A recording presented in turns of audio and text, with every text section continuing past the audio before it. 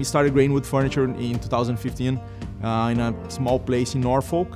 We are a small family business. We run with a few other collaborators. It's very challenging in the beginning because we start with very limited resources, but we had really good relationships with the factories in Brazil for many, many years. From day one, we decided, we're gonna make a product that is 100% solid wood. We're gonna try to be as natural as possible, as eco-friendly as possible in the way we get the lumber for the products there in Brazil. The journey starts for a piece of furniture probably about 20 years before it comes here. So these factories, they own their forest resources. All the wood we use is plantation wood.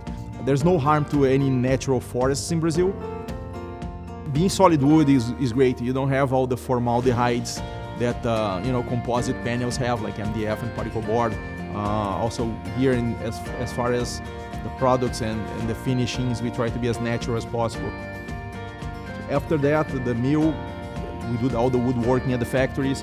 Factories are very modern, both factories in Brazil, very modern, very automatized. Any new product that we develop, I take very personally. For me, they're like my children. So sometimes I come here on a Sunday morning and I assemble them. I like to go over every single detail to see if the manual is correct.